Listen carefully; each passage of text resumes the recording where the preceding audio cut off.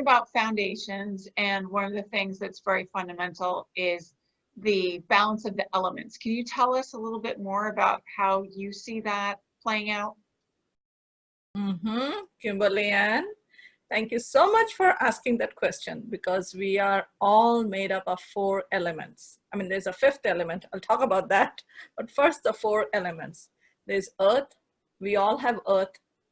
There's water. We all have water within us. There is fire, and we all have fire within us. And if you say, oh, I don't have fire, touch your body. If it is warm to the touch, you have fire. If it is cool to the touch, you have fire.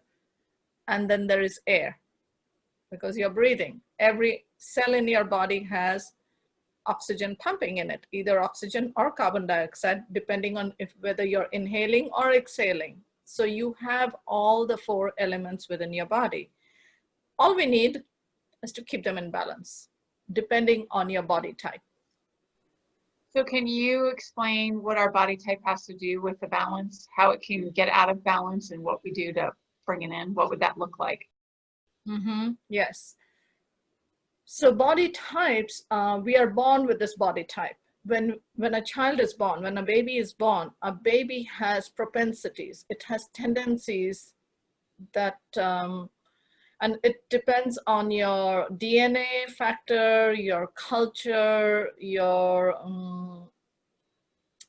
genetics. Yes, it's all of that. It's nature and nurture. Okay.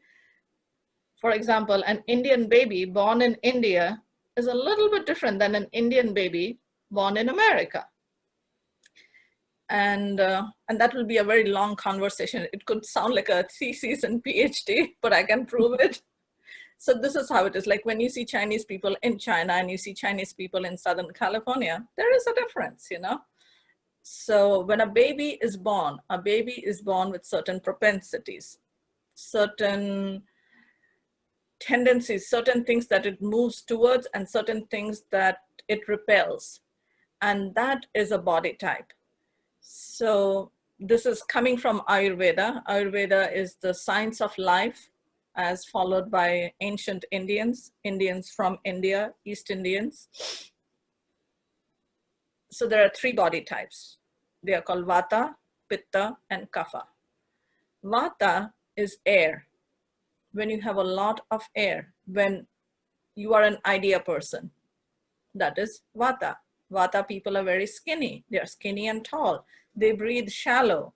They breathe into their upper chest. Those are Vata people.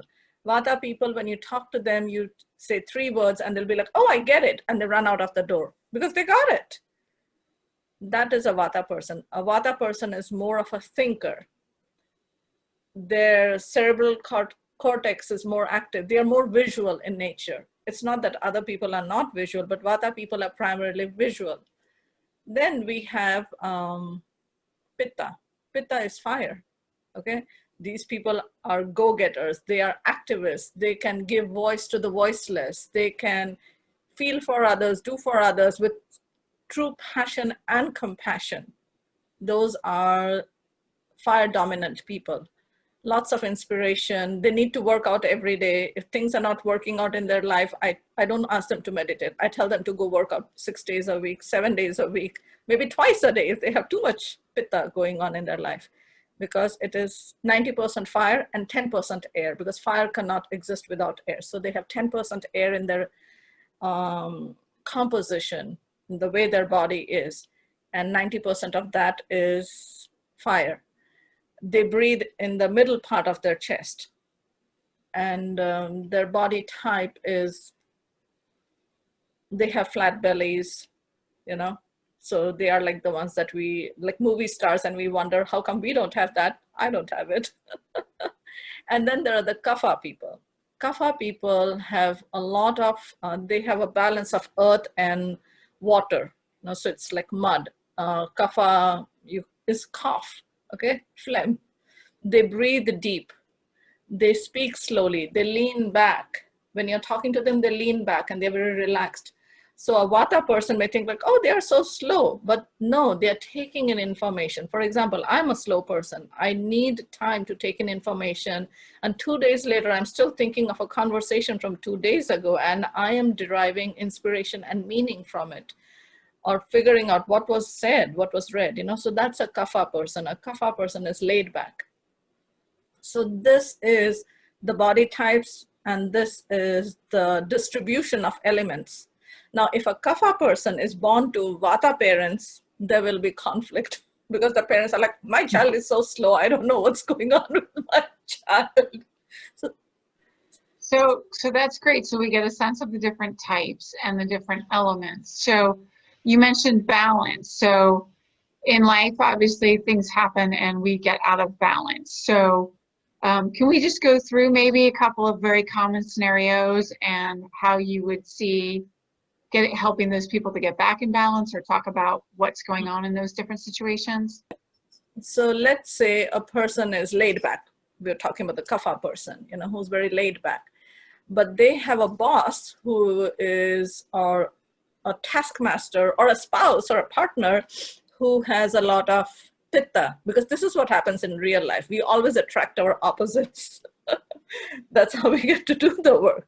So if a fire dominant person is the boss or the partner or the parent of a Kapha dominant person who is like more earth and water, comes across as slow, they might call them lazy. Oh, you're so lazy. They are not lazy. They just take their sweet time to get things done. And so when this child is raised constantly and the parent doesn't know about this elemental distribution and propensities, etc., the child always hears that I'm lazy, I'm lazy, I'm lazy, I'm lazy. And by the time they are 8 years old, they are like, I'm a lazy person. They go around and telling people, you know, like I had a client whose email address, when she gave it to me, she said, I am late. And it was IAML and the number 8 at yahoo.com. Now, don't tell her I gave away her. I mean, I had to make it up a little bit, you know. But, and I said, what is this IAML 8? And she said, I am late. I'm always late. People always say, okay, she's late, Kate, you know, she's like late. So that's her email address. So she made it her signature, calling herself late. And she's a mother with 3 kids and 2 dogs. She's always in the go, go, go, go, go mode. But because that was dumped upon her, she believed it and made it her reality. Mm-hmm. So when she came to me and I started working with her, she realized that she was not a lazy person. She was not a late person. But her parents, who were Vata, and you tell them, sorry, who are Pitta, who are dominant air, you tell them 3 words and they got it and they go out of the door. For them, this child is always late. So that is why they always called her late. So, you know, just to come back into the middle point is, you know, self-acceptance. The basic thing was self-acceptance. She had to accept herself for who she is and forgive her parents for who they are, because they were judging her, looking at her through their own internal filters and making her feel bad about herself. So self-worth, self-esteem all gets. So that's a great example of what happens in relationships, and how it's important to understand each other so that we can keep the balance and not put things on people that doesn't belong there. What about, you know, people talk about events that happen in life, things that happen in our environment that may be between, you know, within us, and then throw us out of alignment or out of balance. Can we talk about some of those? Like, most people have experienced loss in life, and how, you know, there's all different types of losses. Maybe just pick one or an example and give us a sense of, you know, when we experience loss in life, how do we get back up and find balance again elementally? Yes. The very short and sweet and simple answer is yoga. Do your yoga. Go find a yoga teacher close by and talk to them. And don't just go to a yoga class, because if you go to a yoga class, you will feel like, oh, all those people in front know what they're doing, and I'm in the back and I have no clue. Find a teacher, a yoga teacher that you like. Go to various classes, then find one that you connect with at this person level, at the heart to heart, at the soul to soul, spirit to spirit level, you know. And then do a private session with that yoga teacher. Do a few private sessions with that yoga teacher, you know, do maybe 6, and let that person, you know, understand who you are and take you through it. I know it's going to cost you money, but you will be so grateful you did it. And then whatever he or she teaches you, and they will tell you, they'll give you this flow. They will tell you what to do, in the morning you do this, or afternoon, depending on what kind of teacher they are. They will give you something that works with your lifestyle, with your schedule, and do it. Do it, and on your own. Practice yoga every day, because you have to do yoga every day. And just do it, and you'll be fine. You'll really be fine. But you have to do the work, and you have to find the right teacher who can work with you and help you find that balance. There are other things too, you can go talk to a Ayurvedic practitioner. You can go and find Ayurveda is, again, like I said, it's the science of life. So there are many of them online, or someone in your neighborhood, hopefully, or you can work with a healer, work with a Reiki practitioner, or, there are so many modalities in healing. Find a healer that you connect with and work with them and help them help you, and you can return to the balance. That's what I do for my clients, and you can do it too. Find someone to help you. Excellent. Can you talk a little bit about, especially at this point in time, a lot of people are feeling really overwhelmed. And obviously when we get overwhelmed and we feel stressed and anxious, that's going to throw us out of balance. Mm-hmm. Do you have different recommendations in that situation, or how do you see that scenario playing out? Okay.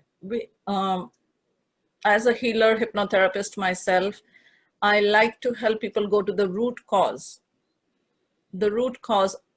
of what is creating the imbalance in their life, what is creating the overwhelm in their life.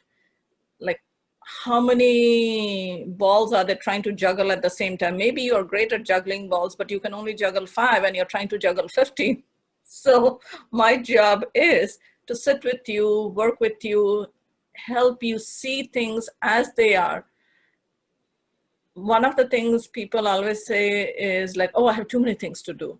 And I ask them to make a priority list. And suddenly in their priority list, they can make effectively a list of 100 things that are important for them. And they don't even show up as number 99 or even number 100 on their own list. So make yourself a priority in your own list. And to get to that place again, you have to believe you deserve to be on your own priority list.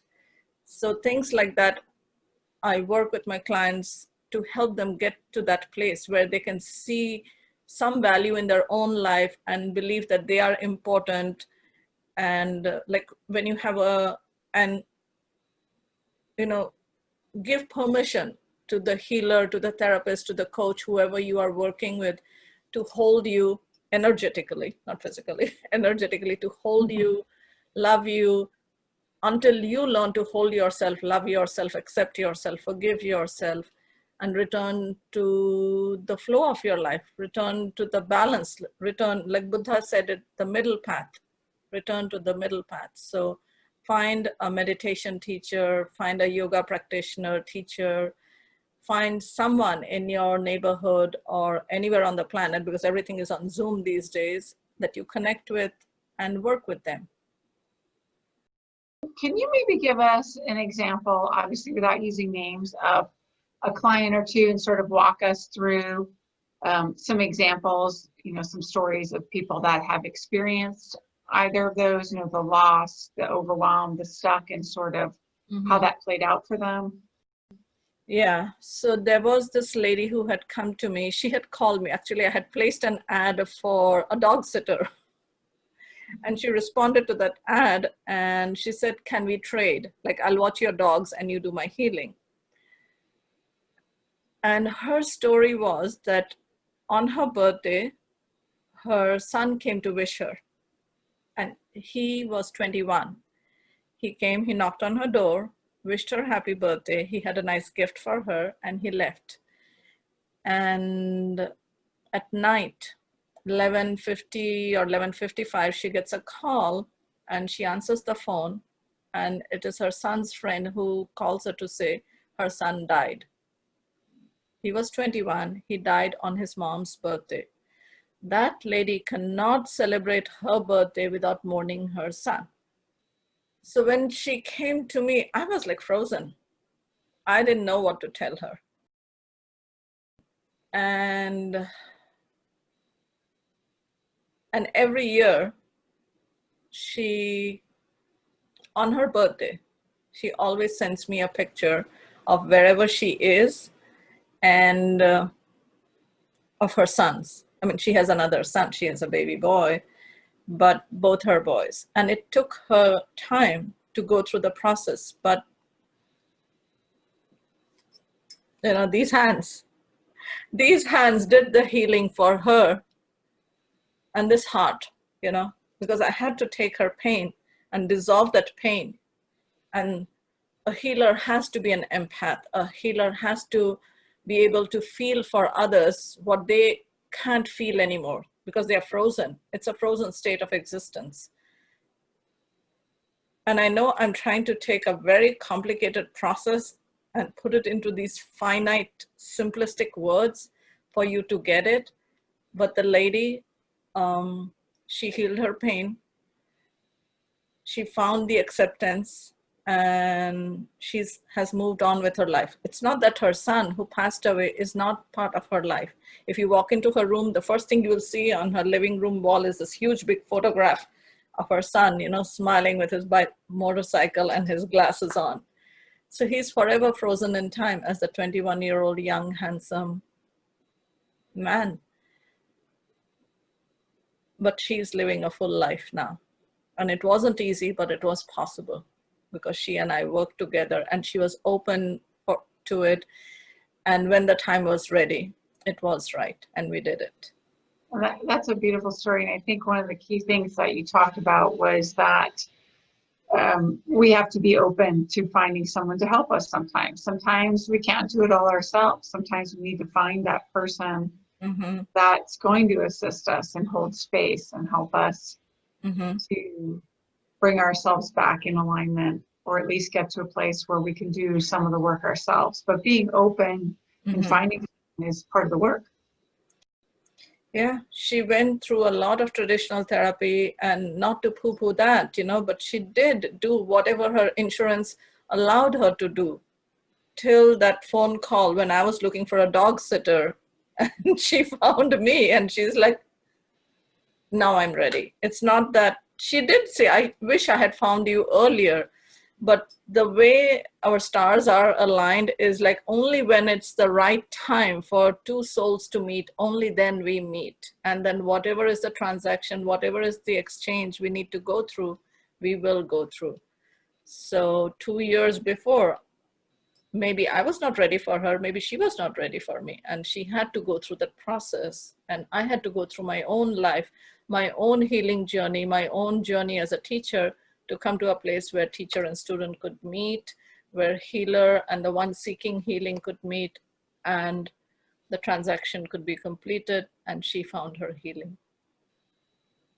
That's awesome.